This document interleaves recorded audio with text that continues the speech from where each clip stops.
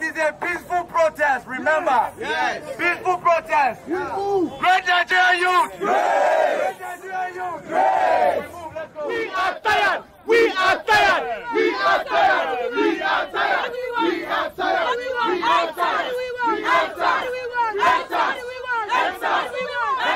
Though I had this feeling to not leave the house, my siblings had told me not to leave that day, that there was a curfew.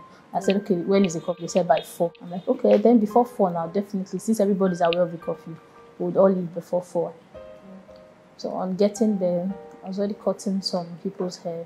And then when it was like past 3, the person coordinating us that day was DJ Switch, yeah. And then she announced that everybody should gather at one particular spot, just in case there's really a curfew. And we heard again that they shifted the curfew to about 7 or 9 or so. Yes, 9. So we continued doing what we were doing. Yeah, I went back to cutting the hair and all. By 7, it was still bright out there though, but then the lights at the billboard went out. And then people started running. We're inside. So people started running from the front and behind the toll gate. People started running inside. I know.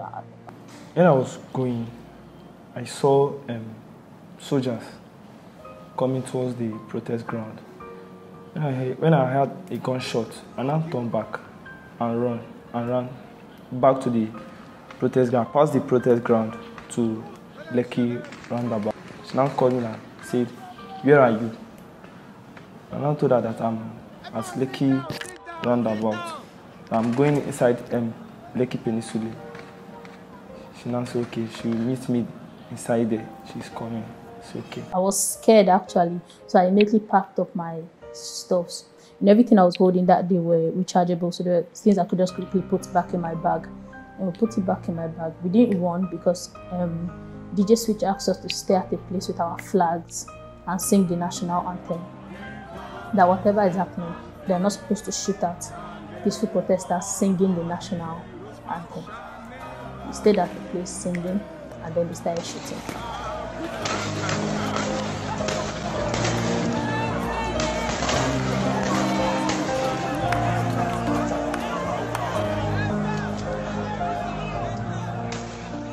I started to run myself, my friend that came along with me, and then my uncle.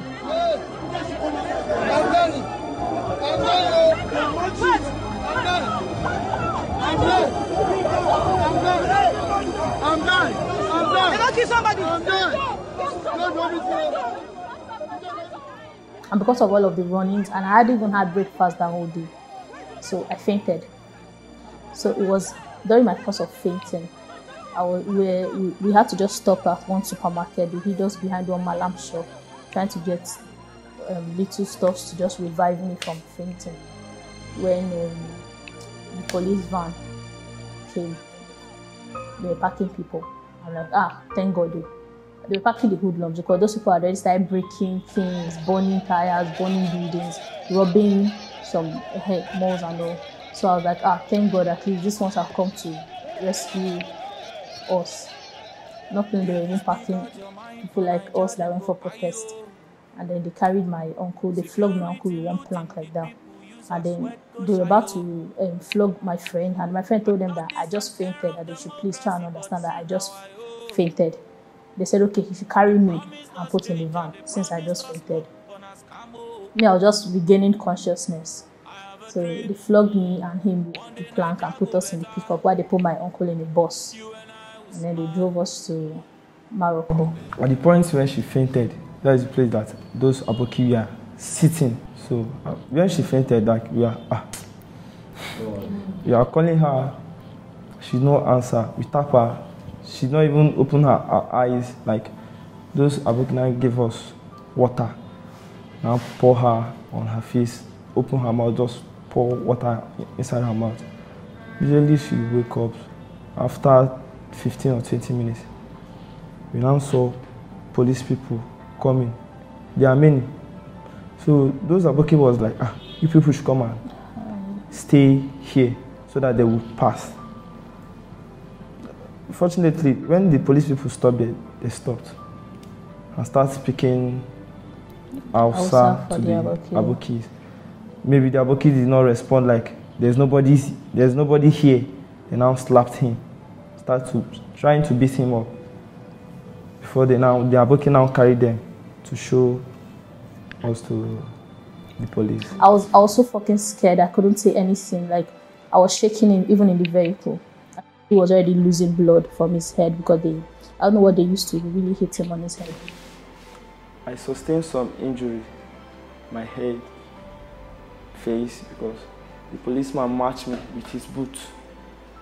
It's my head, and now hit my face on the floor. They used gun head to hit me on my head. The moment they carried us from that Aboki's place. So when we got to the station, they asked all of us to lie down. My phone was ringing. As my phone was ringing, though in the van, I had already secretly texted people on WhatsApp that I was being carried. So when my phone was ringing, they got angry and they said I was the leader of the protest. I was the leader of the people burning the things. I look at my eye ring. So they drew. Then I had another eye ring on. They drew it from my eye, so it peeled my skin off and all. And then when we got to the station, they asked all of us to lie down flat. We were lying down flat on the floor, and then they took this 4x2, not 2x2, 4x2. This one they use for pillars in some churches. That very fat one. So they were using it to plank everybody. So they planked me, and I wasn't moving. I couldn't even react to whatever they were doing to me at that point. I just wanted everything to end. You know, the only thing I told myself is if it's to die, let me just die. Because this Black Maria that they were calling to come and pick us down, I'm not entering that Black Maria. So they were flogging me on my back, and I was only praying. So they flogged me first, and then because I didn't say anything or complain or cry out, they came towards my neck. They flogged my neck. They kicked my jaw. You know. So there was then I had another of this my wrist, whatever, on my wrist, and then they matched it until it broke. Till now, I'm still feeling the pain. I was supposed to go for a scan, but I've treated too many things since then, so I've spent a lot. I didn't even bother about this one. Life after the protest has not been funny at all. It felt like I just, I used to remember these American movies we watch when the kids get lost somehow and return after, to them they return the next day, but in reality they returned after like 10 years. You know, that's just how it is. Like, I'm trying to fit myself back, I don't know, and it's just not working, you know. I don't know if I'm not like an alien also. I don't even know what I did extra, but it's just things have changed. My hormonal system changed. I've been having fear, even after the therapy. I've been having fear. If I'm a barber, right? So if they should even call me for home service right now, I get very skeptical. I want to do so many checkups and make sure that, where I'm going to is safe and all, you know. If you notice, even coming here, I have to come with my friend. I'm always very scared these days, call me to go anywhere and not go. I don't think anywhere is safe anymore in Nigeria. I lose my job because my boss told me not to go to toll gate on Monday. Because after I did my account on Sunday, I told him that I'm going to toll gate on Monday. He said I should not go, that place is not for people like me. I should stay at home, or I should stay in his shop and work for him. I said no. Those people protesting is my age mate. It's youth like me, so I need to go there. I'm not going there to protest. I want to go and do free haircut. So from there, I might see help from there. You know, he did not say anything. And on Monday morning, I left. Then after all this protest, I now came back. My boss says that he has replaced me with another barber. I should not bother to come to his shop. I said, no problem. I now went back home, stayed like 2-3 weeks. Now go and print out CV to look for monthly work, because barbering shop is not easy to see. I now look for monthly work, which is the one I'm doing now as a barman. So that's what I've been doing since then. In Nigeria, we deal. Everywhere is a battleground as far as Nigeria is concerned, you know. So you just have to know, you watch your back, watch your front, watch your sides. Being born in Nigeria is like being thrown in the battlefield. So you just have to start fighting from there if you want to live. That's my advice. For me, I don't have any faith in Nigeria.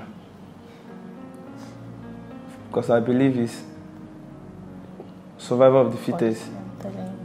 If you are not strong enough, you can't survive. You fight for yourself. You know, as much as you're thanking me for honoring the invitation and for going out in the battlefield, I'm still grateful for the CROSSLINE team coming out and making a difference.